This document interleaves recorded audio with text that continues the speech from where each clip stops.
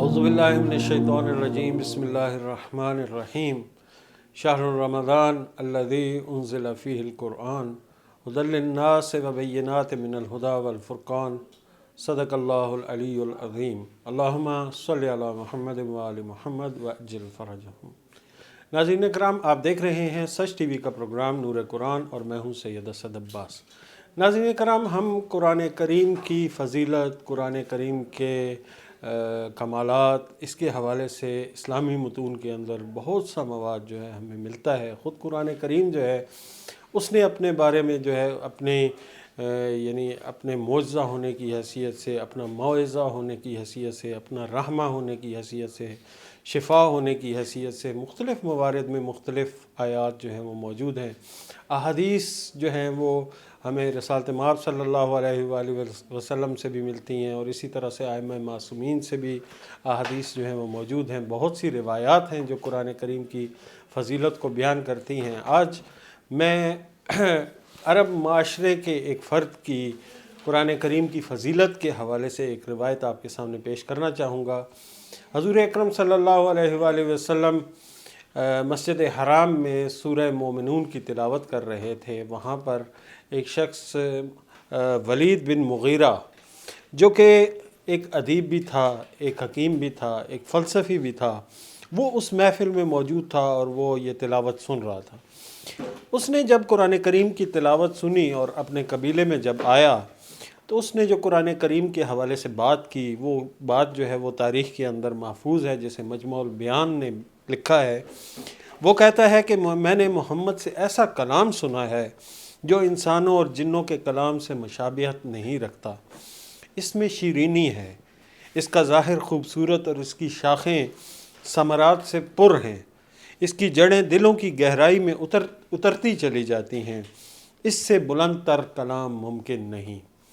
یہ ہم قرآن کریم کے حوالے سے اکثر و بیشتر مسلمان جو ہیں اس کی فضیلت، اس کے معجزہ ہونے کے حوالے سے بات کرتے رہتے ہیں، لیکن ایک عرب معاشرے کے اندر ایک شخص کا قرآن کریم کے بارے میں اس طرح کی بات کرنا جو ہے یہ نہایت اہمیت کا حامل ہے۔ اسی طرح ہم ایک اور واقعہ بھی جانتے ہیں کہ عکاظ کے میلے میں عرب شعراء اپنا کلام جو ہے وہ بیت اللہ کے اوپر آویزاں کیا کرتے تھے، اور اس کلام میں جب کسی نے سورہ کوثر کی جو سورہ کوثر کی آیات ہیں اس کو آویزاں کیا تو عرب کے تمام شعراء نے اس کلام کو دیکھا، اور اس کلام کو دیکھنے کے بعد ہوتا یہ تھا کہ اپنا کلام چیلنج کے طور پر جو ہے آویزاں کیا جاتا تھا۔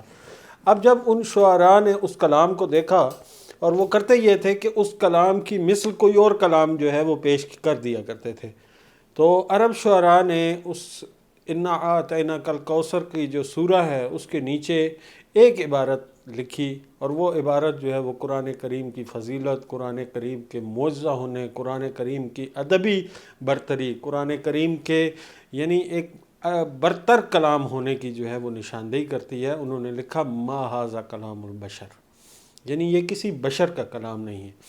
ناظرین کرام، ماہ رمضان المبارک جو کہ اپنی برکتوں کے ساتھ ہمارے درمیان موجود ہے، یہ وہ مہینہ ہے جس میں خداوند کریم نے قرآن کریم کو نازل کیا، اور اس کتاب کو ہمارے دلوں کے لیے بہار قرار دیا، اس کتاب کو ہمارے دلوں کو جلا بخشنے والی کتاب قرار دیا، جس کے اندر ہمارے لیے حکمتیں موجود ہیں، جس کے اندر ہمارے لیے احکام موجود ہیں۔ ہم نے اپنے گزشتہ پروگراموں میں یہ بات کی کہ قرآن کریم کی صفات کو بیان کرتے ہوئے خود قرآن کریم نے جو مختلف عناوین یا مختلف القاب جو اس ذکر کے لیے جو ہے وہ پیش کیے، ان میں ہادی اس کو قرار دیا، ہدایت کرنے والا، رحمت قرار دیا گیا، اسے بینہ قرار دیا گیا، اس کو شفا قرار دیا گیا، اس کو برہان کہا گیا، اس کو موعظہ کہا گیا، اس کو عزیز کہا گیا، اس کو مبارک کہا گیا، نور کہا گیا، فرقان کہا گیا، ذکر کہا گیا۔ احادیث کے اندر ہم قرآن کریم کے حوالے سے جو مختلف القاب جو ہیں وہ دیکھتے ہیں، اس میں شافع و مشفع کا لقب قرآن کریم کے لیے استعمال کیا گیا، ناصح کا لفظ استعمال کیا گیا، حبل اللہ المتین کا لفظ استعمال کیا گیا، صراط المستقیم کا لفظ۔ امیر المومنین حضرت علی علیہ السلام نے اس کو ربیع القلوب دلوں کی بہار قرار دیا۔ یہ تمام القاب، یہ تمام نام ہم یہ بھی جانتے ہیں کہ رسالت مآب صلی اللہ علیہ وآلہ وسلم کی احادیث کے اندر یہ موجود ہے کہ قرآن کریم کا ایک ظاہر ہے اور ایک باطن ہے۔ یہ تمام القاب، یہ تمام صفات قرآن کریم کی جو ہیں، یہ اس وقت تک ہمارے سامنے مجسم نہیں ہو سکتی جب تک ہم قرآن کریم پر غور و فکر نہ کریں۔ ہم جانتے ہیں کہ قرآن کریم کی متعدد ایسی آیات ہیں جن کے اندر قرآن کریم کی آیات کے اوپر غور و فکر کی بات کی گئی ہے، تدبر کی بات کی گئی ہے، تعقل کی بات کی گئی ہے، اور ہم نے اپنے گزشتہ پروگراموں میں اس پر تفصیلاً گفتگو کی۔ نور قرآن پروگرام کی وساطت سے ہم اس سلسلے کے اندر جو ہے تدبر قرآن کے حوالے سے بات کر رہے ہیں کہ تدبر قرآن جو ہے اس کی کیا روش ہونی چاہیے، اس کا کیا طریقہ کار ہونا چاہیے۔ ہم یہ بھی جانتے ہیں کہ مختلف اسلامی ممالک کے اندر تفاسیر کے ساتھ ساتھ اب تدبر کی مختلف روشوں کے اوپر کام ہو رہا ہے، اور اس حوالے سے ہمارے ہمسایہ ملک کے اندر جو ہے وہ ایک روش کے اوپر گزشتہ 25 برس سے کام ہو رہا ہے، جس کے اندر مختلف تفاسیر کو سامنے رکھتے ہوئے تدبر کی نئی نئی روشیں جو ہیں ان کو لوگوں کے سامنے متعارف کرایا جا رہا ہے، اور اس کو نصابی شکل میں جو ہے لوگوں کو یعنی پیش کیا جا رہا ہے تاکہ لوگ آسانی سے تدبر جو ہے وہ کر سکیں، اس قرآن کریم کے الفاظ و معنی پہ غور و فکر کر سکیں۔ ہم نے اپنے پروگرام میں جانا کہ تدبر قرآن سے مراد فقط قرآن کریم کے الفاظ و معنی پر غور نہیں ہے، فقط الفاظ و معنی یعنی سمجھنا تدبر قرآن نہیں ہے، بلکہ تدبر قرآن سے مراد الفاظ و معنی کا جاننا، الفاظ و معنی کے مابین باہمی ربط کو تلاش کرنا، الفاظ و معنی کے یعنی اس ربط سے حاصل ہونے والے نتائج، اس سے حاصل ہونے والے اصول اور قوانین، ان کو اخذ کرنا اور ان کو اپنی زندگیوں میں نافذ کرنا۔ یعنی اس کو ہم تیسری چیز کو جو ہے اس میں قرآن کریم میں طہارت، چوتھا جو اہم ترین تدبر کا مرحلہ ہے، یعنی قرآن کریم میں طہارت کہتے ہیں۔ طہارت سے مراد یہ کہ قرآن کریم کی کوئی بھی سورہ جو ہے اس کو اٹھا لے اور اس کے آئینے میں، اس سورہ کی آیات کی روشنی میں اپنے کردار کو دیکھیں، اور یہ دیکھیں کہ آیا ہم قرآن کریم سے ہمارا کردار، ہمارا اخلاق کس قدر ہم آہنگ ہے۔ ہم نے اپنے اس پروگرام کے اندر قرآن کریم کے آخری پارے کی متعدد صورتیں جو ہیں اس کے حوالے سے تدبر کی عملی مشقیں آپ کے سامنے پیش کیں، جس میں ہم نے سورہ ناس کے اوپر بات کی، سورہ قل اعوذ برب الفلق کے اوپر بات کی، ہم نے سورہ معون کے حوالے سے بات کی، اسی طرح سے یعنی مختلف صورتیں جو ہیں وہ آپ کے سامنے پیش کرتے رہے۔ ہماری خوش قسمتی ہے کہ ہمارے مابین تدبر قرآن کریم اور قرآنیات کے استاد ڈاکٹر علی عباس نقوی صاحب موجود ہیں، جو کہ ادارہ البصیرہ اور ادارہ التنزیل کے چیئرمین ہیں۔ ڈاکٹر صاحب گزشتہ 15 برس سے قرآنیات کے شعبے میں خدمات سر انجام دے رہے ہیں۔ انہوں نے مفاہیم قرآن کے حوالے سے ایک کورس ڈیولپ کیا، اس حوالے سے یعنی نصاب کی باقاعدہ تیاری کے ساتھ یہ نصاب جو ہے ہم جانتے ہیں کہ مختلف اسکولوں میں، مختلف اداروں کے اندر جو ہے یہ نصاب چل رہا ہے، اور یعنی اب ان کا جو اگلا مرحلہ ہے نہضت کا وہ تدبر قرآن کریم کے حوالے سے اور اس کے اوپر بات کر رہے ہیں۔ ڈاکٹر صاحب آپ کی آمد کا بہت شکریہ۔ ڈاکٹر صاحب ہم اپنے گزشتہ پروگرام میں ہم نے سورہ عبس کے حوالے سے گفتگو کی تھی، اور سورہ عبس کے اندر جو تدبر کے مراحل ہیں اس کو بیان کر رہے تھے۔ میں چاہوں گا کہ ہم اپنے اس سلسلے کو آگے بڑھائیں۔ شب قدر بھی ہے تو ہم یعنی اس سورہ کی وساطت سے خداوند کریم کی بارگاہ میں جو ہے وہ پیش ہونا چاہیں گے، اور کوشش کریں گے کہ اس کی فیوز و برکات سے جو ہے مستفید ہو سکیں۔ اعوذ باللہ من الشیطان الرجیم، بسم اللہ الرحمن الرحیم، وبہ نستعین، الہی انطقنی بالہدی والہمنی التقوی، اسی کے نام سے جو رحمان الرحیم اور موت و حیات کا مالک ہے۔ میں سب سے پہلے آپ کا اور سچ ٹی وی کے رفقاء کا اور ذمہ دار افراد کا شکر گزار ہوں کہ ماہ رمضان کی اس بابرکت ساعتوں میں ہم جو یہاں پہ تدبر قرآن کریم جو ایک بڑا اہمیت کا موضوع ہے اس پر حاضر ہوئے ہیں گفتگو کرنے کے لیے، اور نور قرآن جیسے پروگرام میں تو بہت اہم آپ نے مقدمہ پیش کیا اور بڑا جامع مقدمہ بیان کیا، جس میں آپ نے قرآن کے اعجاز کے حوالے سے بات کی، اور قرآن کا اعجاز کے مختلف آپ نے واقعات آپ نے پیش کیے۔ واقعاً قرآن کریم کے اعجاز کے مختلف پہلو ہیں، یعنی قرآن کا ایک علمی اعجاز ہے، قرآن کا ایک ادبی اعجاز ہے، قرآن کا جو معارف اور محتوا کا ایک اعجاز ہے۔ یہی باعث بنی کہ کن جو ہے لوگ جو ہیں قرآن کریم کی طرف عاشقانہ انداز میں آئیں اور قرآن سے ہدایت لیں، اور یہ ہدایت کے لیے واقعاً قرآن کی جو آپ نے صفات بیان کی، قرآن برہان ہے، قرآن رحمت ہے، قرآن کریم جو شفا ہے، اور فرقان ہے، بینہ ہے، جی ہاں، اور بالکل۔ یہ دیکھیں یہ صفات قرآن کریم کی یقیناً ہمارے لیے بڑی رہنمائی کا باعث بنتی ہیں، قرآن کے نام اور اس کے اسما۔ لیکن بڑی اہم بات ہے کہ اس میں اگر ہم تفکر نہیں کریں گے قرآن کریم میں، کیسے ہمارے لیے فرقان کی کتاب بن جی ہاں، سکتی ہے؟ اگر ہم واقعاً قرآن کو ہدایت کی کتاب بنانا چاہتے ہیں، ہمارے لیے رحمت کی کتاب بن سکتی ہے، ہمارے لیے عظیم واقعاً کتاب ہے اور مبارک کتاب بن سکتی ہے کہ ہم قرآن کریم کی آیات اور صورتوں میں تفکر و تدبر کریں۔ جی ہاں، اب یہ تدبر کرنا کیوں ضروری ہے ناظرین؟ ہو سکتا ہے یہاں پہ ہم پہلی بار یہ پروگرام دیکھ رہے ہوں۔ تدبر اس لیے ضروری ہے کہ قرآن کے نازل ہونے کا مقصد تدبر ہے۔ تدبر۔ سورہ صاد کی آیت نمبر 29 میں ہم نے کہا قرآن کریم کو اللہ تعالیٰ کہتا ہے ہم نے نازل کیا، تم پر اے پیغمبر نازل کیا جو بابرکت کتاب ہے، تاکہ اس میں تدبر کریں اور اس میں صاحبان عقل کے لیے اس میں نصیحت اور رہنمائی ہے، یاد دہانی ہے۔ بس قرآن کے نازل ہونے کا مقصد تدبر ہے۔ یہ قرآن کتاب زندگی کم بن سکتی ہے، خود قرآن کریم کتاب دستور و ضابطہ حیات کم بن سکتی ہے جب ہم قرآن کریم کی آیات کے ساتھ زندگی کریں گے، ان کی آیات میں تدبر کریں گے۔ اور تدبر کی چند مراحل کی طرف آپ نے اشارہ کیا، میں چاہوں گا ناظرین کو تدبر کے معنی بھی بتاتا چلوں۔ تدبر کا مطلب ہوتا ہے عاقبت کو کہتے ہیں، ہم نے پہلے بھی بیان کیا تھا۔ تدبر کہتے ہیں عاقبت کو، یعنی یہ تدبر دبر یا دبارہ کے لفظ سے ماخوذ ہے، جسے عقب یا پشت کو کہتے ہیں۔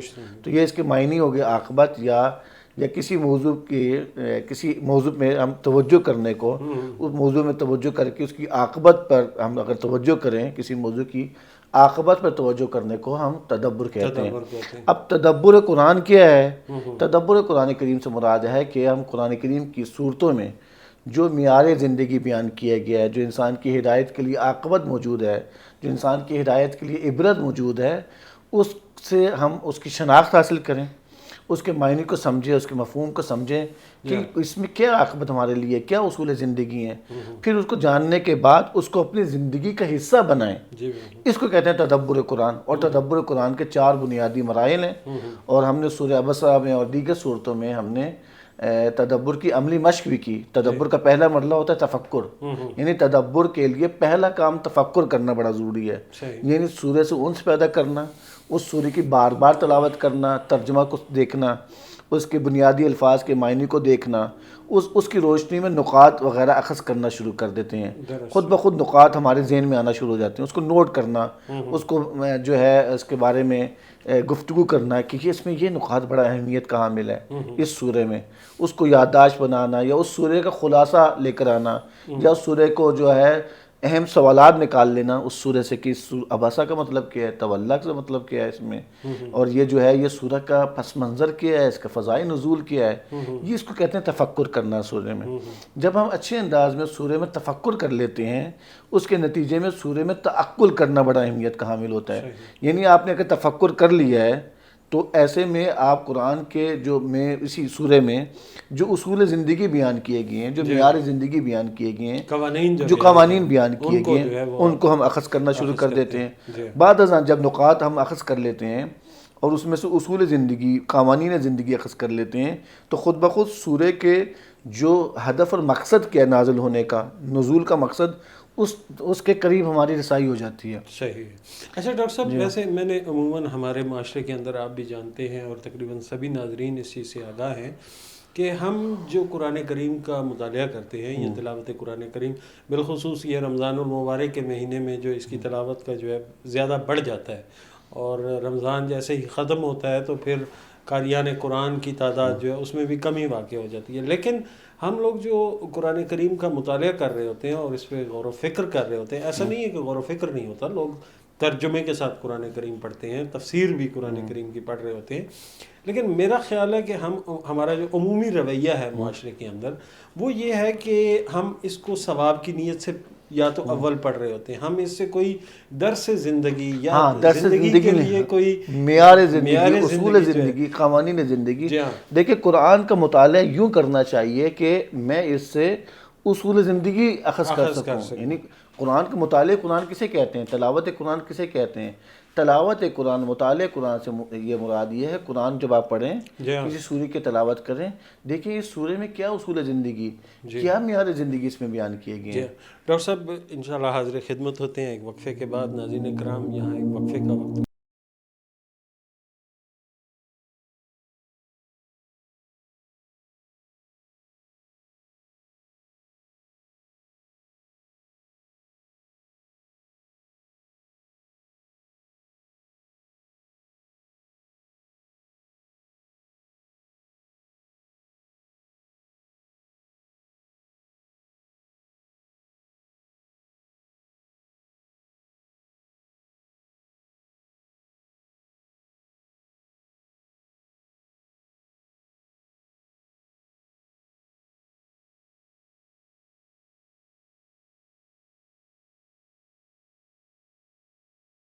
ناظرین کرام خوش آمدید. جیسا کہ آپ جانتے ہیں کہ سورہ عبس کے حوالے سے ہم گفتگو کر رہے تھے.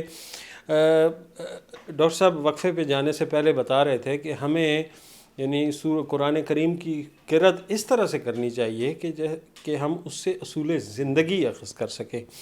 امام جعفر صادق علیہ السلام کا ایک فرمان ہے کہ الحافظ القرآن العامل بہ، یعنی قرآن کا حافظ وہ ہے جو اس پہ عمل کرتا ہے. جی یعنی اب ہم عموماً حفاظ کہتے ہیں جس نے قرآن کو یاد کیا ہوا ہے، زبانی یعنی اس کو یاد ہے، وہ حافظ قرآن ہے. دیکھیے ہر شخص حافظ قرآن ہو سقتا ہے. جی بالکل. یا اس نے زبانی یاد کیا ہے. اور اس حدیث میں بہت خوبصورت بات ہے، حفاظت کا مطلب یہ ہے کہ قرآنی مفاہیم، قرآنی تعلیمات کو اپنی زندگی اور اپنے عمل میں لے کر آنا ہے. اسی کو کہتے ہیں حفاظت کرنا. حافظ ہونا اسی کو کہا جاتا ہے. سب جتنا یعنی حفاظ کی قراء کے جو یعنی فضیلت بیان کی گئی ہے، جو ان افراد کے حوالے سے بات کی گئی ہے، یعنی اس کے تناظر میں اگر دیکھا جائے تو یہ فقط سادہ تلاوت یا سادہ اس سے یہ چیزیں حاصل ہونا بڑا مشکل ہے. مثلا ایک جگہ پہ یعنی رسالت مآب صلی اللہ علیہ وآلہ وسلم کی حدیث ہے کہ حملۃ القرآن عرفاء اہل الجنہ، یعنی قرآن کے حامل لوگ، اہل قرآن جو ہیں وہ اہل جنت کے عرفاء میں سے ہیں. یعنی اتنا بڑا مقام جب قرآن کریم کی تلاوت اور قرآن کریم کے حفظ کا بیان کیا جا رہا ہے جی، تو ظاہر ہے کہ اس میں کوئی ایسی بات ہے کہ جو واقعاً اس کو اس چیز کا اہل بناتی ہے کہ وہ عرفاء اہل جنت میں سے. کیسے عرفاء اہل جنت میں سے ہو سکتا ہے؟ جی یہ حدیثیں در واقع ہمیں یعنی ایک رغبت دلا رہی ہیں. صحیح ہے. رغبت دلا رہی ہیں کہ قرآنی مفاہیم کو، قرآنی تعلیمات کو، قرآنی اصولوں کو اپنی زندگی کا حصہ بنائیں. جی مسئلہ یہ اسد بھائی، یہ مشکل پیش آ رہی ہے، ہم ان رغبتوں میں رہ گئے ہیں. جی بالکل. ہم اصل قرآن کا، ہم ان رغبتوں میں رہ گئے جو اصل قرآن کا مقصد اور ہدف تھا کہ صرف رغبتیں صرف ذریعہ تھیں. جی بالکل. ایک وسیلہ تھی تاکہ ہم اصل ہدف تک پہنچ سکیں. ایسے ہی. تو ایسے میں یہ روایات بڑی اہمیت کے حامل ہیں اور ہمیں پیغام دے رہی ہیں، بار بار ہمیں متوجہ کر رہی ہیں کہ ہم اپنی زندگی میں قرآنی آیات کے ذریعے طہارت لا سکیں. میرا خیال ہے، معذرت آپ کی بات کر رہا ہوں، کہ میرا خیال ہے کہ ہمیں ان روایات کو بھی نئے سرے سے دیکھنا چاہیے. جی ہاں. یعنی وہ روایات جو کہ رغبت کے لیے ہیں، قرآن کی قرأت کی رغبت کے لیے ہیں، قرآن کے حفظ کے لیے ہیں، ایک سورہ کی تلاوت کے حوالے سے مختلف فضائل اور فضائلیں بیان کی سورہ کے خواص بیان کیے جاتے ہیں. تو اگر مطلب ان روایات کو ہمیں نئے سرے سے دیکھنا چاہیے کہ یہ روایات جو ہیں یہ مطلب ان کا کیا یعنی وہ اسے کہتے ہیں کہ مقصد کیا ہے، اس سورہ سے کیا اخذ کرنا چاہ رہے ہیں. مثلا انا انزلنا کے حوالے سے روایات موجود ہیں کہ یہ جو شخص انا انزلنا کو پڑھے گا، اتنی دفعہ پڑھے گا، یا شب قدر کے اندر جو اس کی تلاوت کرے گا اس کو یہ مقام ملیں گے. تو آپ یہ دیکھیں کہ اس کے اندر جو معارف بیان ہوئے ہیں، جب تک میں سورہ انا انزلنا کو اپنی ذات میں بساؤں گا نہیں، اس وقت تک ممکن نہیں ہے. ڈاکٹر صاحب میں چاہوں گا کہ ہم جو سورہ عبس کے حوالے سے گفتگو کرنا چاہ رہے تھے کہ یعنی ہم جانتے ہیں کہ سورہ عبس جو ہے وہ ایک طولانی سورہ ہے. ہم اب تک جو ہے وہ چھوٹی صورتوں کے اوپر ہم نے بات کی ہے. ایسی صورتیں تھیں جن میں مثلا 5 آیات تھیں، 8 آیات تھیں، 9 آیات تھیں. سورہ عبس جو ہے ایک طولانی سورہ ہے جس کے اندر میرا خیال ہے شاید 42 آیات ہیں، اور اس میں موضوعات بھی مختلف ہیں. وہ جو صورتیں تھیں جو ہم نے پہلے تلاوت کی تھیں اس کے اندر چھوٹے یعنی موضوعات تھے، چھوٹی سورہ تھی اور ایک موضوع کے اوپر بات کی. بعض سورہ موضوع ایک موضوع پہ تھی. دیکھیں ہم نے تدبر کے حوالے سے جو ہے 4 بنیادی مراحل تھے. درست. یعنی قرآن کریم کی صورتوں میں تفکر کرنا، اس کی آیات کو میں تعقل کرنا، اصول و قوانین زندگی اخذ کرنا، پھر سورہ کے غرض و مقصد تک رسائی حاصل کرنا، اور چوتھی چیز جو ہے بڑی اہم ہے جو روایات میں جس کی طرف اشارہ کیا جا رہا ہے، جو ہم نے اصول زندگی، قوانین زندگی یا اس سورہ کے غرض و مقصد تک رسائی حاصل کر لی ہے، اس کو میں نے اپنی زندگی میں کیسے نافذ کرنا ہے، یا معاشرے میں کیسے اس کو ایک قرآنی معاشرہ تشکیل دینا، اس کے لیے پلاننگ کرنا، اس کے لیے حکمت عملی طے کرنا. اور شب قدر اسی لیے ہیں. جی بالکل. شب قدر جو ہم کہتے ہیں 21 کی رات ہے، یا ہم کہتے ہیں 19 کی رات، 21 کی رات، یا 23 یا 27 کی رات جانے والی ہے. تو اس میں ایک کہا جاتا ہے کہ ہم محاسبہ کریں کہ میں نے پوری 1 سال میں قرآن کریم کے ساتھ کیسے زندگی گزاری ہے، قرآنی تعلیمات کو کتنا اپنی زندگی میں اس کو حصہ بنایا، اس کو نافذ کیا. اچھا ڈاکٹر صاحب، آپ نے بڑی خوبصورت ایک بات کی تھی ایک پروگرام کے اندر کہ قرآن کریم کے ساتھ تدبر یا قرآن کریم کے کسی سورہ کے ساتھ طہارت سے مراد یہ نہیں ہے کہ آپ نے ایک نشست کے اندر بیٹھ کے اس کے سورہ کے جو مفاہیم ہیں، اس کے معنی ہیں، اس کو سمجھ لیا، اور اس کے بعد پھر یہ ہے کہ آپ کا تعلق اس سے ختم ہو گیا، یعنی آپ کے تدبر کا عمل ختم ہو گیا، بلکہ سورہ سے تدبر کا عمل جو ہے وہ مسلسل جاری ہے. وہ یعنی ایک طرح سے سورہ کے بارے میں اپنے نقطہ نظر کو بدلنے سے کے مترادف ہے کہ آپ نے کسی بھی سورہ جس میں آپ تدبر کرنا چاہتے ہیں، چاہے وہ سورہ ناس ہو، چاہے وہ سورہ فلق ہو، چاہے کوئی اور سورہ ہو، مثلا سورہ قدر ہو، جس طرح سے شب قدر کی راتوں میں یہ سورہ ہوتی ہے، تو اس کے حوالے سے یعنی اس کے ساتھ مسلسل زندگی کرنی ہے، اس کے بارے میں اپنا رویہ بدلنا ہے. دیکھیں اس سورے کے جو مفاہیم، اس سورے کی تعلیمات، اس سورے میں جو پیغامات بیان کیے گئے ہیں، یا اس سورے کا جو فلسفہ ہے نازل ہونے کا غرض و مقصد بیان کیا گیا ہے، اس کو ہم چاہتے ہیں کہ اس کو سمجھیں. صحیح. وہ کیسے ہو سکتا ہے؟ تفکر و تدبر کے بغیر نہیں ہو سکتا. درست یہ تدبر کے 4 بنیادی مراحل ہیں، یعنی اگر یہ مراحل اگر ہم انجام نہیں دیں گے تو تدبر نہیں ہو سکتا. تو سورہ عبسہ میں آپ نے کہا کہ بڑی اہم نقطے کی طرف اشارہ کیا. سورہ عبسہ میں ہم ابھی پہنچے، اور یہ پہلی سورہ جو ابھی تک ہم اس پورے قرآن کی وساطت سے ان کی عملی مشق ہم تدبر بھی کر رہے ہیں. پہلی چھوٹی صورتیں تھیں، تو اس میں تفکر کا ایک بنیادی روش ہے جو تبدیلی ہوئی، یعنی فرق ہے، یعنی مختلف ہے اس سے. جی ہاں. تو وہ یوں ہوتا ہے کہ پہلی صورتوں میں تھا کہ مختصر صورتیں تھیں، وہ 4 مراحل طے کرتے تھے. ہم نے اس کے بنیادی الفاظ و معنی دیکھ لیتے تھے، تعقل کر لیتے تھے. پھر ہم سورے کے اصلی موضوع ہے، اصلی موضوع کو کہتے تھے یہ سورے کا غرض و مقصد بن سکتا ہے. پھر ہم سورے کو بارے میں اپنی پلاننگ کرتے تھے، یعنی طہارت کے لیے، پاکیزگی کے لیے اس کو جو ہے ایک شیڈول بناتے تھے کیسے اس طہارت اپنی زندگی میں کر سکتے ہیں. یہ سورہ عبس تھوڑی طولانی سورہ ہے، یعنی اس کی 42 آیات ہیں. اس کی روش یہ ہوتی ہے کہ ان سوروں تو پڑھنا تو ہے ہی، ہم نے تلاوت تو کرنی ہے، اس سورے سے انس تو پیدا کرنا ہے، وہ کام ہے، لیکن ایک کام اضافی کرتے ہیں، یعنی لغات کے معنی بھی تو دیکھنے ہیں. اس سورے کا جب آپ مطالعہ کرتے ہیں 1 بار یا 2 بار، اس سورے کا جب ہم مطالعہ کریں گے، آپ سمجھیں کہ بعض آیات کے سیاق و سباق ایک ہے، ان کو الگ کر لیں، یا بعض آیات کا فضا ایک ہے، ان کو الگ کر لیں، اور پھر اس کو یادداشت کرنا شروع کر دیں. سورہ عبسہ بھی ایسی ہے.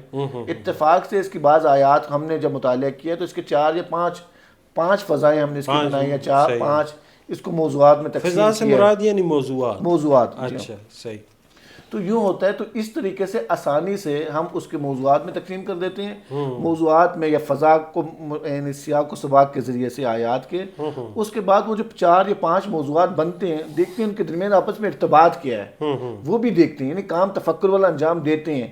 پھر نقاط کو اخذ کر کے اس کے بعد جو ہم اصول زندگی یا قوانین زندگی، اور پھر ہم جو سورہ کا جو غرض و مقصد، اور چوتھا تدبر کا مرحلہ طہارت کا آ جاتا ہے. یعنی آپ کہہ رہے ہیں کہ جس طرح سے ہم نے سورہ ناس کے اندر کیا تھا کہ چونکہ وہ ایک موضوع کے اوپر وہ سورہ تھی، اس کو ہم نے کلی طور پر ایک اس کی تصویر دیکھی، اور اس کے بعد پھر اس میں تفکر کیا. یعنی تفکر سے مراد یہ کہ اس کے مشکل الفاظ کے معنی جانے، پھر اس کے اندر جو ہے ہم نے تعقل کیا، یعنی دیکھا کہ اس میں سے کیا کیا جو ہے تعلیمات ہمارے لیے موجود ہے. وہ آپ کہہ رہے ہیں کہ سورہ عبس کے اندر ہم ان فضاؤں کو، یعنی 5 فضائیں جس طرح آپ بیان کر رہے ہیں، ان کے لیے الگ الگ یہ پروسیس جو ہے کرتے ہیں. اس سے پہلے کہ ناظرین کو سورہ کی 5 فضائیں یا 5 موضوعات کی طرف اشارہ کریں، ہم اس سورہ کا بھی سرنامہ وہ بیان کرنا چاہتا ہوں. پچھلے پروگرام میں بھی بیان کیا تھا ناظرین کے لیے، اب دوبارہ سے اس کا بیان کرتے ہیں تاکہ دوبارہ سے بعض ہو سکتا ہے نئے ناظرین ہوں ان کے لیے. دیکھیے اس کا ناظرین جو اس کا سرنامہ یوں ہو سکتا ہے کہ بعض اوقات جب آپ ہدایت کا راستہ طے کر رہے ہوتے ہیں، ہدایت کی طرف آپ بڑھ رہے ہوتے ہیں، تو اس راہ میں کچھ ایسے لوگوں سے بھی سابقہ پڑتا ہے، ایسے لوگوں سے بھی واسطہ پڑتا ہے جو بے ظاہر ہدایت کے لائق نہیں ہیں. یعنی آپ ہدایت کے لیے نکلے ہیں، تبلیغ کے لیے نکلے ہیں، بعض افراد ایسے ہوتے ہیں آپ سمجھتے ہیں شاید یہ میری بات کو نہیں سمجھ سکے گا، یا ہدایت کے لائق ہی نہیں ہے. آپ سمجھتے یعنی یہ بڑی اہم ہے.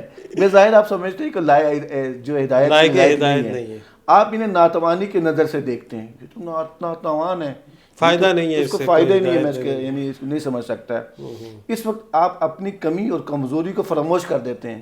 آپ نہیں سمجھتے کہ میں کتنا کم، ہو سکتا ہے میرے پاس مکمل علم نہ ہو سکتا ہے مجھے میں بھی کمیاں ہو سکتا ہے میرے پاس بھی کوئی کمزوری ہو. اپنی فراموش کر دیتے ہیں دوسروں کے جو عیب کو نکالنا شروع کر دیتے ہیں، وہ تو ہدایت کے قابل ہی نہیں ہیں۔ صحیح۔ دوسری طرف کبھی کبھی بعض لوگوں کو آپ ہدایت کے زیادہ لائق سمجھتے ہیں کہ یہ زیادہ جو ہے ہدایت کے قابل ہے، یہ تو بڑا سمجھدار ہے، یا اس کا فائدہ زیادہ فائدہ ہے، اس کو زیادہ ہے، ہدایت کریں گے یا یہ ثروت مند ہے، دولت مند ہے، یا ہدایت بڑا یافتہ ہو جائے تو۔ یونیورسٹیوں میں بڑا پڑھا لکھا بندہ ہے۔ صحیح ہے۔ تو دوسری طرف کبھی کبھی بعض لوگوں کو آپ ہدایت سے کے زیادہ لائق سمجھتے ہیں، آپ انسانوں کو معیار پر تولتے ہیں، یعنی آپ ہمیں کہنا چاہ رہے ہیں آپ کس معیار پہ تولتے ہیں لوگوں کو؟ یہ سورہ کا میں آپ کو سرنامہ یا سورہ کا خلاصہ فضا بیان کرنا چاہ رہا ہوں۔ آپ نے اپنا تولنے کا معیار کہاں سے لیا ہے؟ آپ کس بنیاد پہ کہتے ہیں یہ زیادہ ہدایت کے لائق ہے، یہ ہدایت کے لائق نہیں ہے، اس میں یہ نقائص ہیں، اس میں یہ کمی ہے؟ کس کی بنیاد پہ آپ ایسا کر رہے ہیں؟ اپنا فہم یعنی استعمال کیا کہ آپ کو معلوم ہے ہدایت اور گمراہی فقط ایک رویت یا ایک نگاہ کا فاصلہ ہے، ایک نگاہ میں نقطہ نظر نقطہ نظر ہے کہ آپ کو معلوم ہے اس فاصلے کا تعین نور اور ظلمت کرتے ہیں، یعنی یہ جو نگاہ، یعنی یہ جو فرق جو بیان کیا جا رہا ہے کہ ہدایت کے قابل ہے نہیں ہے، اس کا ایک معیار ہونا چاہیے۔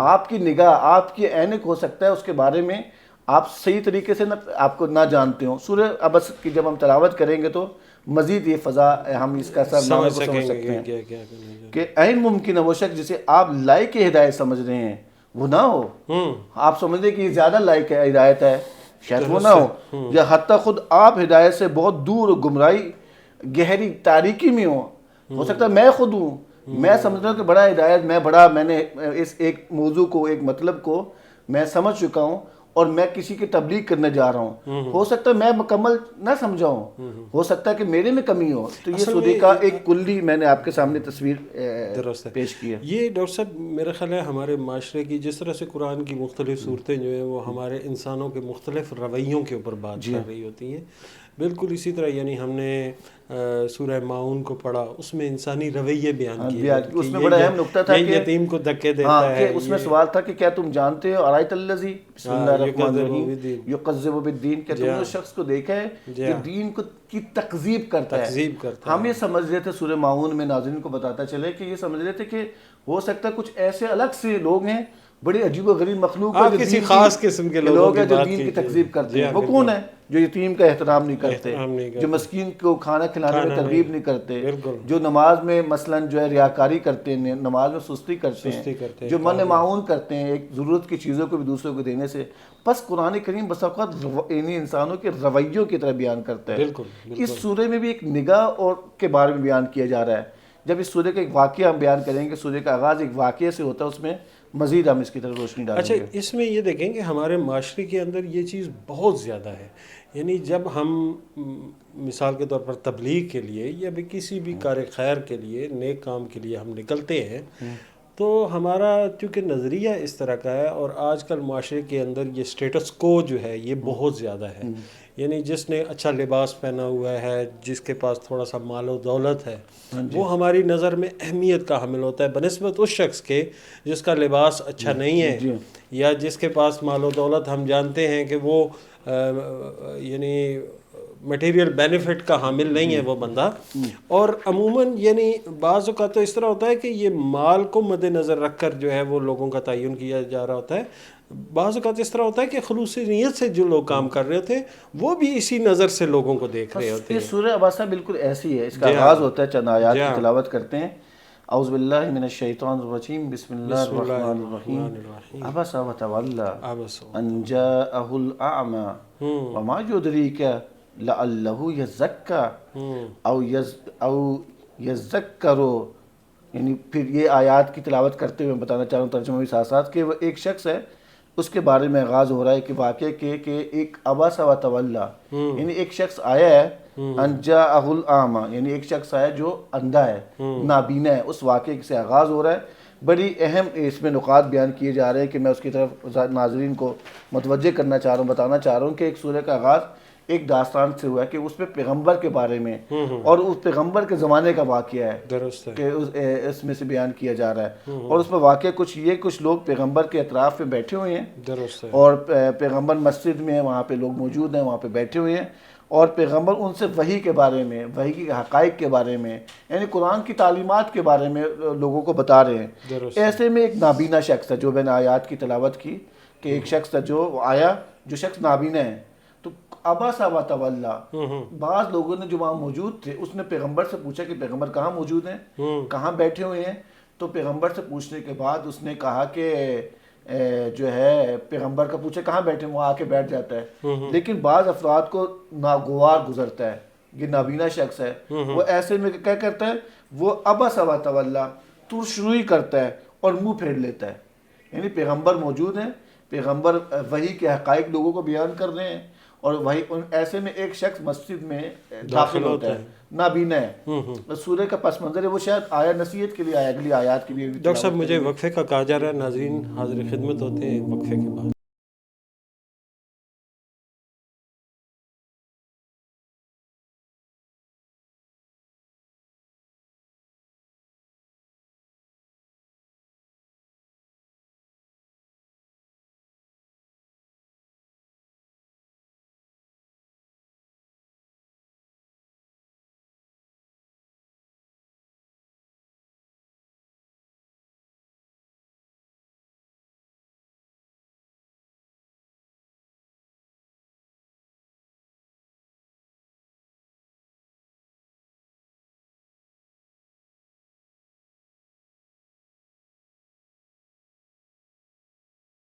کرام خوش آمدید، ہماری گفتگو سورہ عبس کے حوالے سے چل رہی ہے، اور ہم نے ایک معاشرتی رویہ جو کہ عموماً ہمارے معاشرے کے اندر بہت زیادہ پایا جاتا ہے کہ ہم ظاہری جو انسان کی حالت یا کیفیت ہوتی ہے اس سے اندازہ لگاتے ہیں کسی بھی شخص کے ساتھ برتاؤ کرنے کے حوالے سے، اور ہمارا جو رویہ ہوتا ہے لوگوں کے ساتھ وہ اس کی ظاہری حیثیت کے مطابق ہوتا ہے۔ اس سورہ کے اندر، اس کی سورہ کی پہلی آیات کے اندر جو ہے، جیسا کہ ہم پڑھ رہے ہیں کہ اسی رویے کی جو ہے، اسی رویے کو مذموم قرار دیا گیا، اس کو یعنی برا کہا گیا۔ ڈاکٹر صاحب آپ بیان فرما رہے تھے، اس کا ترجمہ جو ہے سورہ کا ہم نے بیان کیا ہے، بسم اللہ الرحمن الرحیم، ابس و تولا، یعنی کیا ہوا، وہ ترشرو ہوا اور منہ موڑ لیا۔ کب ہوا؟ ان جاءہ الاعمى، جاءہ الاعمى، یعنی جب وہ ایک شخص نابینا آیا، نابینا شخص یعنی یہ واقعہ پیغمبر کے زمانے کی طرف اشارہ کر رہے ہیں۔ درست ہے۔ پیغمبر موجود ہیں، پیغمبر اکرم صلی اللہ علیہ وآلہ وسلم جو ہیں وہاں پہ لوگوں کو حقائق، وحی کے حقائق اور قرآن کی تعلیمات دے رہے ہیں۔ ایسے میں ایک شخص داخل ہوتا ہے، وہ نابینا ہے، تو وہ نابینا ہے، تو اس کے بارے میں کہا جا رہا ہے شاید وہ نابینا اس لیے آیا ہے تاکہ وہ جو ہے اہل تزکیہ ہو سکے، وہ جو ہو سکتا ہے وہ جو ہے آیا کچھ ذکر حاصل کرنے کے لیے آیا، نصیحت حاصل کرنے کے لیے آیا ہے، لیکن کیا ہوا، بعض لوگوں نے اس کو ابس و تولا، اگلا کہا جا رہا ہے شاید وہ نصیحت سننا چاہتا ہو اور اس سے فائدہ پہنچانا چاہتا ہو۔ اگلی آیت نمبر 4 میں یہ بات ہے۔ تو یہاں پہ میں ایک نقطے کی طرف اشارہ کر رہا تھا، بڑی اہمیت کا حامل ہے کہ اس شخص نے ترشروئی کی۔ اب سورہ کا آغاز جو میں یہاں پہ بیان کرنا چاہ رہا ہوں، اس سورہ کا آغاز یوں ہے کہ یہاں پہ پیغمبر ان افراد کے لیے جو ترشروئی کر رہے ہیں، جو منہ پھیر رہے ہیں، تو بڑا شدید سرزنش کر رہا ہے، یعنی خداوند اللہ تعالیٰ جو ہے شدید سرزنش سے سورہ کا آغاز ہوا ہے، ابس و تولا، یعنی لہن بڑا اہم بتا رہا ہے۔ اچھا ڈاکٹر صاحب، اس میں بڑا اہم سوال ہے کہ اس کا یہ جو ابس و تولا ہے، اس کا مخاطب کون ہے؟ یعنی کس کو یہ اس کے بارے سرزنش کی جا رہی بیان کیا جا رہا ہے کہ ایک صحابی ہیں اس کے بارے میں، لیکن بعض کہتے ہیں شاید سورہ کیونکہ مخاطب پیغمبر ہے، پیغمبر ہرگز ایسا نہیں ہو سکتے، پیغمبر تو رسالت مآب کے بارے میں تو قرآن کریم کہتا ہے انک لعلی خلق عظیم، جی ہاں، یعنی تو عظیم خلق کا مالک ہے، اس بندے سے کیسے توقع کی جا سکتی ہے کہ وہ جو ہے وہ کچھ عمراء کے لیے، کچھ عمراء کی طرف توجہ کرنے کے لیے ایک غریب اندھا شخص جو ہے اس کے ساتھ مطلب اس طرح کا تمام میں اس کی شان نزول بھی بیان کیا گیا، تمام مفسرین کا اتفاق ہے یہ جو ہے عبداللہ بن ابن مختوم کے بارے میں ہے کہ وہ نازل ہوئی کہ ایک مرتبہ پیغمبر کی خدمت میں جو ہے قریش کے سردار اور بیٹھے ہوئے تھے، اور اچانک جو یہ شخص جو ہے ابن مختوم جو نابینا ہے وہ داخل ہوا، اور تشریف لائے تو آ کر پیغمبر صلی اللہ علیہ وسلم کی دین کی باتیں پوچھنے لگا. نبی صلی اللہ علیہ وسلم نے اس پر کچھ ناگوار، پیغمبر نے نہیں، جو پیغمبر کے ساتھ جو بیٹھا ہوا تھا اس نے جو ہے ناگواری کی، نہ کہ پیغمبر نے کی. پیغمبر واضح، پیغمبر ایک معصوم ہے، اور پیغمبر جو اسوہ ہیں، جو پیغمبر اسوہ وہ کیسے جو ہے تشریح کریں گے. یہ بڑا اہم نقطہ. اچھا، اس میں بعض روایات یعنی ہمیں ایسی بھی ملتی ہیں کہ جس کے اندر کہا گیا کہ شاید پیغمبر اکرم جو ہے انہوں نے محسوس کیا کہ اس وقت جو ہے وہ زیادہ ضروری کام میں کر رہا تھا، کہ مثلا قریش والوں کو جو ہے وہ تبلیغ کر رہا تھا، اور ممکن ہے کہ قریش والے جو ہے میری تبلیغ سے متاثر ہو جاتے، تو یہ شخص جو ہے ایسے میں آ گیا اور ایک ایسے پہلو کے اوپر اس نے بات کرنی شروع کر دی جو کہ شاید اتنا ضروری نہیں تھا اس وقت. لیکن میں نے ایسی بھی روایات دیکھی ہیں، خصوصاً جو مکتب اہل بیت سے روایات بیان ہوئی ہیں، اس کے اندر یہی کہا گیا ہے کہ یہ کوئی اور شخص تھا، چونکہ رسالت مآب صلی اللہ علیہ وآلہ وسلم جو ہے ان کے بارے میں تو قرآن کریم نے جب بھی مخاطب انہیں کیا یاسین، یعنی بڑے احترام سے، بڑے خاص انداز سے پیغمبر کے بارے میں کئی قسم کھائی ہے.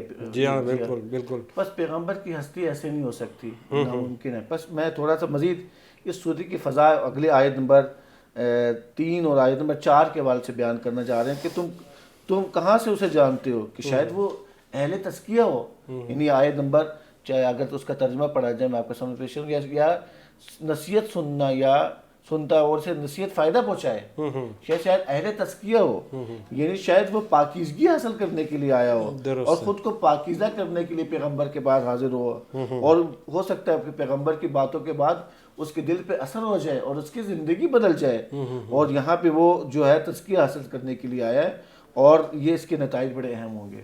درست ہے. اچھا، یہاں پہ بڑی امپورٹنٹ چیز ہے، یعنی ہم لوگ عموماً جو ہے وہ اس بحث میں، یعنی اکثر مفسرین کو میں نے دیکھا ہے کہ وہ اس بحث میں ملوث ہیں کہ آیا یہ بندہ جو ہے جس کے بارے میں قرآن کی آیات نازل ہوئی ہیں، یا جو موضوع کلام ہے، آیا وہ شخص رسالت مآب صلی اللہ علیہ وآلہ وسلم تھے یا کوئی اور شخص تھا.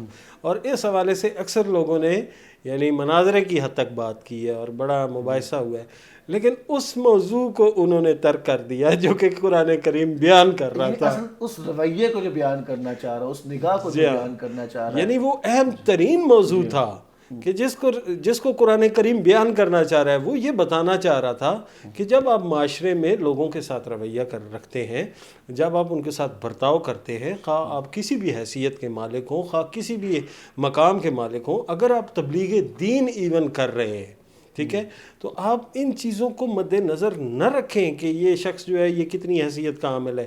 یہ آپ کی سوچ ہے کہ وہ کتنی حیثیت کا عامل ہے. خداوند کریم جو ہے وہ اس کے قلب کی طرف دیکھ رہا ہے. اگر اس کی حیثیت کچھ بھی نہیں ہے، یعنی وہ آپ کو ظاہراً بالکل بے فائدہ انسان نظر آ رہا ہے، اس کے باوجود اس کی اہمیت اتنی زیادہ ہو سکتا ہے کہ وہ یعنی تزکیہ حاصل کر سکتا ہے. اگلی آیت نمبر 4 میں یہی بات کی جا رہی ہے. وہ ہو سکتا ہے کہ وہ 3 نمبر میں وما یدریک لعلہ یزکا او یذکر فتنفعہ ذکر، یعنی اسے فائدہ دے، وہ ذکر جو ہے آپ اس کو سنائیں، ذکر بجائے اس کے اس کے ذکر کو سننے کے بعد اس کے دل پہ اثر اس کا ہو جائے. جی بالکل. اگلی 2 آیات کا میں بیان کرتا ہوں، پھر اس کی وضاحت کرتے ہیں.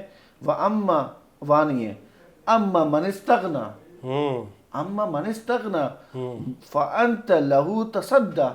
اس میں کہا جا رہا ہے کہ اگر اس شخص کا جو ہو یعنی وہ اس کا زاویہ نگاہ بیان کیا جا رہا ہے جس نے عبس و تولی کیا ہے، اس کے بارے میں ہو سکتا ہے وہ یہ سوچ رہا ہے کہ پیغمبر کے پاس جو بیٹھے ہوئے نا جو ہے ثروت مند افراد بیٹھے ہوئے ہیں، یا جن کا تعلق ثروت یعنی عمراء سے ہے، یا وہ اس معاشرے کی بڑی اہم شخصیات ہیں اور وہ بڑی اہمیت کے حامل ہیں، یعنی وہ اس کو اہمیت دیے جا رہا ہے، اس کے بارے میں بتایا جا رہا ہے.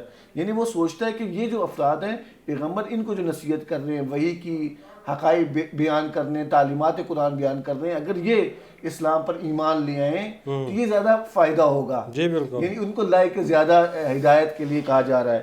یہ اور کہا جا رہا ہے کہ یہ شخص تو کمزور ہے، یہ تو نابینا ہے، اس کو ہدایت کا اتنا فائدہ نہیں ہے. لیکن آیت قرآنی بتائی جا رہی ہے کہ جو اس محفل میں جو ہوئے ہیں، ہو سکتا ہے وہ اپنے آپ کو جو استغنا کی بات کی جا رہی، بے نیازی کی بات کی جا رہی، تکبر اور غرور معمولاً پایا جاتا ہے ایسے افراد میں، جو ثروت مند افراد ہوتے ہیں، جو افراد عمراء سے تعلق ہوتا ہے اور وہ تم یہ سمجھتے ہو، یہ چاہتے ہو کہ تم ان عمرا اور ثروت مند افراد کے آگے پیچھے جاؤ، اور وہ جو نابینا شخص آ رہا ہے تم اس کو اہمیت نہ دو، تم یہ سمجھتے ہو کہ وہ افراد جو معاشرے میں صاحب حیثیت ہیں اس کے آگے پیچھے کر دے. تو یہاں پہ اس آیات کی طرف متوجہ کر رہے ہیں. آیت نمبر 5 اور 6 میں یہ بات کی جا رہی ہے. ڈاکٹر صاحب دیکھیں اس میں کتنا اہم بات جو ہے وہ کی جا رہی ہے، اور کس طرح سے ایک اہم معاشرتی رویہ ہم اپنے ارد گرد اپنے ماحول کے اندر یہ چیزیں جو ہیں بہت دیکھتے ہیں کہ وہ لوگ جو کہ لوگوں کی ہدایت کے منصب پر فائز ہیں، وہ لوگ جو کہ دین پھیلا رہے ہیں، وہ جو لوگ جو دین کی تعلیمات لوگوں تک پہنچا رہے ہیں، ان کا رویہ ہم اکثر دیکھتے ہیں کہ ان کا اس طرح کا رویہ ہے جس طرح کا رویہ اس قرآن میں جو مخاطب کے لیے کہا گیا عبس و تولی، یعنی شدید جو ہے نا شدید خداوند کی لہن شدید ہے، سرزنش کا لہن ہے، سرزنش کا لہن اور ہے، عتاب کا لہن ہے. جی بالکل. یعنی ایسے لوگوں کو یہ مد نظر رکھنا چاہیے کہ جب وہ تبلیغ کر رہے ہیں خواہ کوئی بھی ہو، یعنی جب انسانوں کے ساتھ رویہ رکھ رہے ہیں تو کسی کو بھی کمتر مت سمجھیں، ایسا نہ سمجھیں کہ اس کی ہدایت، چونکہ جو اس سے محسوس ہو رہا ہے، جو یعنی سامنے آ رہا ہے، ہو سکتا ہے کہ خلوص نیت سے ہی اگلا بندہ یہ سوچ رہا ہو کہ یہ چونکہ عرب سردار ہیں، ان عرب سرداروں میں سے اگر کوئی ہدایت پا جاتا ہے تو یہ اسلام کے لیے مفید ہوگا. لیکن اگلی آیت یہ کہہ رہی ہو سکتا ہے وہ جو آپ یہ سوچ رہے ہیں وہ طاقتور ہے، وہ بہت زیادہ صاحب حیثیت ہے، وہ اپنے آپ کو یعنی بے نیاز سمجھتا ہے، اس سے بے نیاز سمجھتا ہے، مجھے ضرورت نہیں ہے. جی ہاں. تو لہٰذا کہا جا رہا ہے جو وہ شخص جو آیا تھا اس کے بارے میں کہا جا رہا ہے وما علیک اللہ یزکا، شاید وہ زیادہ حقدار ہو، حالانکہ تزکیہ تمہارے ذمہ نہیں ہے. یعنی اگر وہ پاکیزگی اختیار نہ کرے تو آپ پر کوئی اس کی ذمہ داری نہیں ہے. یہ بڑی اہم بات اگلی آیت کی طرف اشارہ کیا جا رہا ہے. یعنی اس میں بتایا جا رہا ہے کہ آپ نے یوں نہیں ہے کہ آپ نے جناب علی ضرور ضرور جو ہے وہ دین کو، میں سمجھتا ہوں کہ اگر یعنی جس طرح سے روایات کے اندر بیان کیا گیا ہے اس سورہ کا شان نزول جو ہے، جیسا کہ کہا گیا کہ شاید یہ کسی اور شخص کے لیے کہا گیا ہو، اور بعض روایات کے اندر یا بعض مفسرین کا خیال ہے کہ یہ شاید رسول اللہ صلی اللہ علیہ وسلم رسول اللہ صلی اللہ علیہ وسلم کیسے خداوند عطاب کر سکتا ہے، شدید لہن کے ساتھ کر سکتا ہے. یقیناً جو ہے کوئی اور شخص ہے جس نے جو ترشروئی اختیار کی اور منہ پھیر لیا. آیات سے بھی بات واضح ہو رہی ہے، کیونکہ ایک بہت اہم ہے جب قرآن کریم کی تفسیر کرتے ہیں یا آیات قرآن کا جو ہم تدبر کرتے ہیں، تدبر کے لیے ایک چیز بڑی ضروری ہے. جب ان آیات میں تفکر تدبر کر رہے ہوتے ہیں وہ پورے قرآن کو سامنے رکھتے ہوئے ان آیات میں تدبر کیا جاتا ہے، نہیں کہ صرف ہم سورہ عبسہ کے سادہ معنی ترجمہ بیان کر دیں، اس میں تفکر کر لیں، اس میں سے اصول زندگی کر لیں، بلکہ آپ نے دیکھنا ہوگا اس سورے کی دیگر آیات میں کیا، دیگر صورتوں میں کیا اس کے بارے میں موجود ہے. مثلا پیغمبر کے بارے میں ہے، پیغمبر کی شخصیت ایسی ہے جو عبس و تولی تو قرآن کریم انہیں کہہ رہا ہے انک لعلی خلق عظیم، کہ تو عظیم خلق کا مالک ہے. وہ اسوہ ہے، یعنی ایک ایسے اسوہ جو تمام انسانیت کے لیے اسوہ ہے. بالکل، تا قیامت اسوہ ہے، تا قیامت اسوہ ہے. تو ایسا شخص کو اسوہ تو نہیں کہا جا سکتا جس کا ایسا وہ جو ہے ایک نابینا شخص کو چھوڑ کر ایک جو ثروت مند افراد ہیں، عمرا افراد موجود ہے اس معاشرے میں، قرآن کریم میں ہی ہے وما ینطق عن الہوی ان ہوا الا وحی یوحی، کہ آپ تو اپنی ہوائے نفس کی وہ نہیں کرتے، تاثیر نہیں کرتے، اور اس وقت تک آپ ایون بات نہیں کرتے جب تک آپ کو وحی نہیں کی جاتی. اگلی بڑی آیات بڑی اہم ہے، اس سے اور واضح ہو جائے گا. وَأَمَّا مَنْ جَاءَكَ يَسْعَى وَهُوَ يَخْشَى فَأَنْتَ عَنْهُ تَلَحَّى. یہ 3 آیات بڑی اہم ہے، اس کی حوالے سے میں وضاحت کرنا چاہ رہا ہوں کہ وہ شخص، اور یہ نہیں کہا جا رہا ہے کہ یہ وہ آپ کی توجہ اور نگاہ کی وجہ سے ہے، وہ فرد جو اس محفل میں حاضر ہے وہ لوگوں کے بارے میں خاص سوچ رکھتا ہے. جس نے عبس و تولی کا ہے وہ لوگوں کے بارے میں 2 رویے اس کے بارے میں، جیسے میں نے جو ہے سورہ کے سرنامے میں اشارہ کیا ہے، وہ سوچ لوگوں کو ظاہری صلاحیت کی بنیاد پر، ظاہری قابلیت کے بنیاد پر تقسیم کرتا ہے کہ یہ کام والا شخص ہے، یہ کام والا شخص نہیں ہے. یعنی وہ تقسیم کرتا ہے کہ یہ اس میں بڑی صلاحیت ہے، یہ معاشرے میں بڑا مفید ہے، یہ معاشرے میں مفید نہیں ہے، اس میں کوئی یہ اس چیز کی اہلیت نہیں رکھتا، یہ اہل فن ہے، یہ اہل فن ہے. یعنی وہ خیال کرتا ہے اور کوشش کرتا ہے اس اپنی نگاہ کے سے حوالے سے تقسیم کر رہا ہوتا ہے. لیکن خدا کی نگاہ میں کیا ہے؟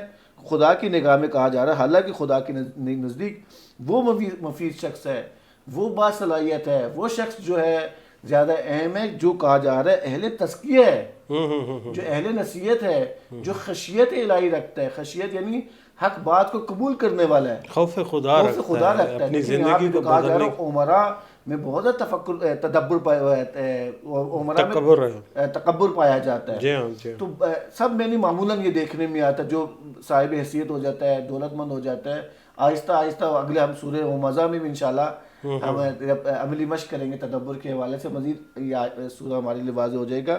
بس خدا کے نزدیک، خدا ناظرین بڑا اہم ہے، بڑا نقطہ یہاں پہ بیان کرنے لگے ہیں. خدا کے نزدیک اہل تزکیہ کون ہے؟ جو خشیت رکھتا ہو، جو خوف خدا رکھتا ہو، جسے آپ عرض کر رہا تھا، یا حق بات کو قبول کرنے والا رکھتا ہو، وہ ہے. جو شخص تزکیہ نہیں رکھتا، جو شخص جو تکبر کرتا ہے، وہ خدا کے نزدیک اس کا کوئی فائدہ نہیں ہے. درست ہے. اچھا ڈاکٹر صاحب، یہ جو آپ جس طرح سے بیان کر رہے تھے کہ اس سورہ کے اندر مختلف فضائیں بیان کی گئیں، آیا اس فضا کی یا اس موضوع کی آیات مکمل ہو گئیں؟ تو میں چاہوں گا کہ اس میں ہم جو ہم اس کا اگلا مرحلہ ہے، یعنی تفکر تو ہم نے کر لیا، الفاظ و معنی جو ہے جان لیے، اور تھوڑا سا تعقل بھی کر لیا. ظاہراً دیکھیں پہلے 10 آیات جو ہیں وہ ایک فضا کے بارے میں، فضا کے بارے میں اس فضا کا ہم نے ایک موضوع دیا ہے کہ جیسا کہ آپ بھی اشارہ کرتے، افراد کے معاشرتی رویوں اور مختلف اس کے انگیزوں کے بارے میں، درست یعنی اس کے جذبات و احساسات کے بارے میں. یہ پہلی فضا، ایک پہلی آیت سے لے کر یہ 10 آیت ہماری مکمل ہوگی. دوسری فضا جو ہے قرآن کے بارے میں ہے. درست ہے. قرآن میں انسان کی رہنمائی کے لیے بیان کی ایک کتاب ہدایت ہے.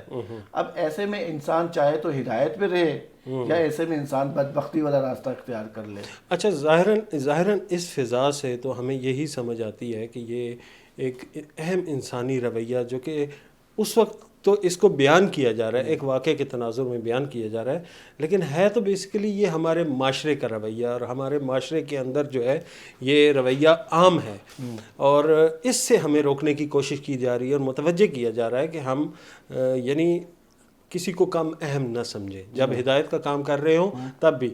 ناظرین کرام، ہمارے پروگرام کا وقت ختم ہو گیا. انشاءاللہ اسی سورہ کے اگلے مراحل، اگلی معارف کے ساتھ جو ہے حاضر خدمت ہوں گے. اپنے میزبان سید اسد عباس کو اجازت دیجیے. اللہ حافظ.